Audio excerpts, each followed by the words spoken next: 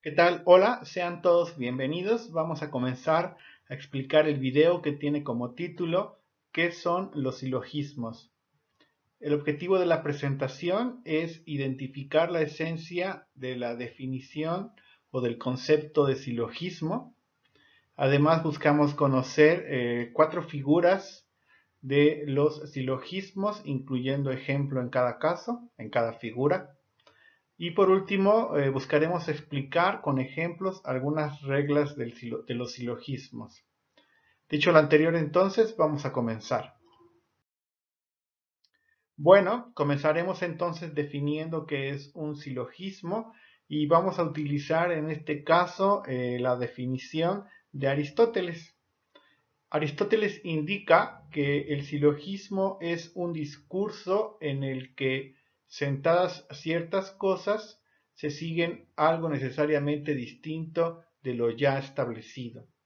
Así entonces, cuando nosotros tenemos frente a nuestros ojos un silogismo, tendríamos que estar entendiéndolo de la siguiente manera, donde tenemos un par de ideas que van a provocar entonces algo distinto a lo que establecen estas ideas. El silogismo entonces es un discurso, son ideas que están de alguna manera mostrando ciertas cosas y que al final van a mostrar algo distinto a lo que establecen estas ideas.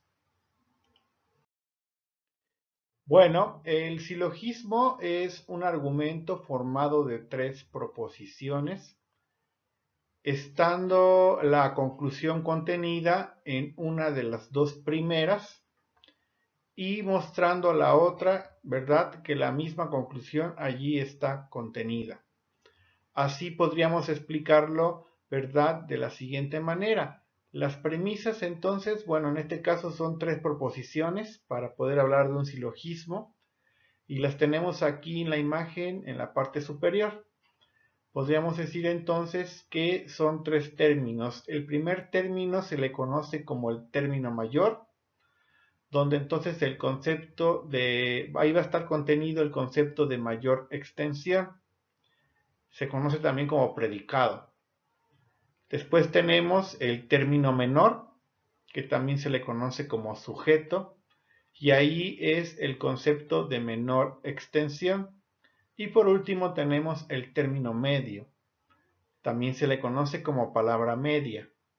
Es el concepto intermedio entre las dos premisas. El término medio entonces es una idea, un concepto que está, digamos, intermedio entre el predicado y el sujeto, ¿verdad? Y bueno, aquí tenemos por supuesto un ejemplo para poder quedar claro en qué consisten estos tres términos. La premisa mayor podría decir todos los mexicanos son americanos. Ahí está contenido entonces el término medio con la letra M, ¿verdad? Pintada en verde. Y también tenemos en este caso el predicado, que son los americanos. Vamos a leer ahora la premisa menor. La premisa menor diría todos los veracruzanos son mexicanos. Ahí entonces tendríamos la existencia de un sujeto que son los veracruzanos y estamos utilizando de nueva cuenta el término medio o palabra media, que en este caso son los mexicanos. La conclusión quedaría entonces, por lo tanto, todos los veracruzanos son americanos. Por supuesto, aquí entonces estaremos mostrando de manera clara con un ejemplo lo que comprende en este caso un silogismo.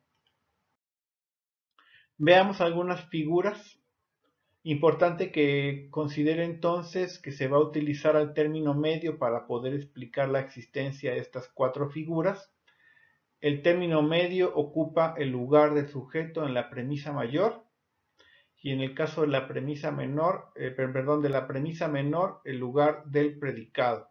Nunca va a aparecer el término medio en la conclusión. Y ahí entonces tenemos otros ejemplos. Observe entonces, por ejemplo, la premisa mayor, todos los peces necesitan el agua. Ahí tenemos clarísimo indicado el término medio y el predicado. También tenemos la premisa menor, donde decimos que las truchas son peces.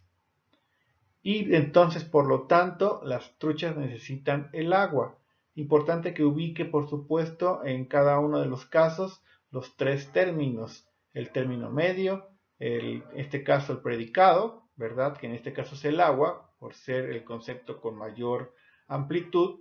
Y en este caso, por supuesto, el sujeto que son las truchas, que sería el sujeto con menor contenido, porque es mucho más particular. En la parte inferior estamos mostrando, por supuesto, esta cuestión de en este caso el término medio y el predicado, con la cuestión de conformar la premisa mayor, el sujeto y el término medio con la premisa menor, y el sujeto y el predicado constituyendo en este caso la conclusión. Veamos este caso entonces la segunda figura. La segunda figura entonces es cuando el término medio ocupa el lugar del predicado en las dos premisas. Sigue sin aparecer, como siempre, ¿verdad? El término medio nunca va a aparecer en la conclusión. Observemos los ejemplos. Tenemos como premisa mayor: ninguna flor es metal. Ahí entonces tenemos señalado el predicado y el término medio. Podríamos observar ahora la premisa menor, donde dice todo anillo es de metal. Está ahí, por supuesto, señalado el sujeto, que sería el anillo, y el término medio, otra vez, ¿verdad? En este caso, ¿verdad? El metal. Por lo tanto, entonces, la conclusión diría: ningún anillo es flor. Ahí observe, no se está señalando en ningún momento, en este caso, el término medio. Ponemos aquí en la parte inferior la conformación de estas premisas, en este caso la premisa mayor, teniendo en primer término el predicado y después el término medio, la premisa menor teniendo por supuesto el sujeto y después el término medio, como ya habíamos indicado, y la conclusión, en este caso con el orden de sujeto primero y después el predicado. Si usted observa entonces y entiende, aquí estamos señalando, por supuesto, de manera clara la forma en que se van a acomodar estos tres términos. Vamos en este caso a la tercera figura. En este caso, la tercera figura, vamos a considerar entonces que el término medio ocupa el lugar del sujeto en ambas premisas. Es diferente al anterior. Dijimos el anterior que ocupaba el lugar del predicado. Acá estará ocupando el lugar del sujeto. Sigue sin aparecer de nueva cuenta, en este caso importante que lo considere, sigue sin aparecer el término medio en la conclusión. Y bueno, tenemos ahí el caso de la premisa mayor. Diría lo siguiente: algunos aztecas fueron astrónomos. Así entonces el término medio y en este caso el predicado. Después tenemos la premisa menor, ¿verdad? Que dice todos los aztecas eran mexicanos. Y así entonces, en conclusión, algunos mexicanos eran astrónomos. Por supuesto, considerando a los aztecas como el término medio, a los mexicanos como el sujeto y por supuesto en este caso a los astrónomos como el predicado. Y así entonces observe la forma en que se están acomodando las ideas. En este caso, recuerde, dijimos que en la tercera figura el término medio estará siempre fungiendo como sujeto. Y ya acomodaremos en la premisa mayor, después en segundo orden, en este caso el predicado, y después en la premisa menor, en segundo orden, en este caso el sujeto. La conclusión pues sería sin la existencia del término medio. Vamos con la cuarta figura. En este caso el término medio ocupa el lugar del predicado en la premisa mayor y es el sujeto en la premisa menor. Sigue sin aparecer en la conclusión del término medio. Aquí entonces lo que estamos modificando y utilizando como medio es el término medio, valga la redundancia. Y entonces aquí podríamos leer la premisa mayor. Diría la premisa mayor: ningún pez es mamífero. Ahí entonces observe cómo en la premisa mayor el término medio está apareciendo en segundo término. Después tenemos a la premisa menor, donde podríamos leer diciendo algún mamífero es animal acuático. Entonces el término medio aparece ahora en primer orden y después aparece el sujeto. En conclusión, algún animal acuático no es pez. Y así tenemos el mismo orden. Observen la parte inferior la manera en que se acomoda el término medio para poder tener, en este caso, la existencia de la cuarta figura. Y bueno, en pocas palabras, resumiendo, podríamos decir que las cuatro figuras del silogismo son las formas que toma el silogismo, de acuerdo con la colocación del término medio. Recuerde la explicación, estuvimos siempre hablando de la colocación del término medio. La figura, perdón, en este caso la imagen que tenemos en pantalla pues, está mostrando lo anterior.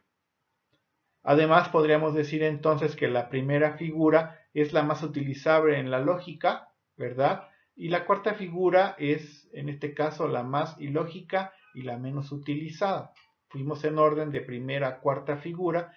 Recuerden entonces, la primera figura es la más utilizable por ser, en este caso, la más lógica. Y bueno, vamos a ver algunas reglas de los silogismos para que así quede claro entonces cómo se elaboran los mismos. Y podríamos leer entonces la primera regla, dice: de dos premisas negativas no se deduce nada. Y ahí tenemos en pantalla, por supuesto la imagen nos está dando en la parte superior, pues en este caso, dos premisas, ¿verdad? Negativas, donde no tendríamos conclusión al tener esta característica de ser negativas. Ningún agresivo ama la paz. Algunas mujeres no son agresivas. No tendríamos entonces ninguna conclusión en este caso. Después tenemos en el número 2, de dos premisas particulares no se deduce nada. Y así entonces tendríamos esta cuestión, por supuesto, ¿verdad? De que si tenemos dos ideas particulares, pues no tendríamos en este caso ningún tipo de conclusión. Tenemos el ejemplo en la parte central de nuestra imagen, dice: algunos sacerdotes son soldados, algunos soldados son intrépidos. Y al tener estas dos premisas no podríamos tener una conclusión, dado que estas dos premisas son ideas particulares. La tercera regla de los silogismos dice: si la conclusión es afirmativa, entonces al menos una premisa es afirmativa. Y entonces si usted observa y se encuentra usted con una conclusión afirmativa, tendríamos que estar considerando la existencia de una premisa de este mismo tipo. Y bueno, con esto entonces damos cierre a la presentación, dejamos a la vista los dos documentos que utilizamos para la exposición. Muchísimas gracias por su atención.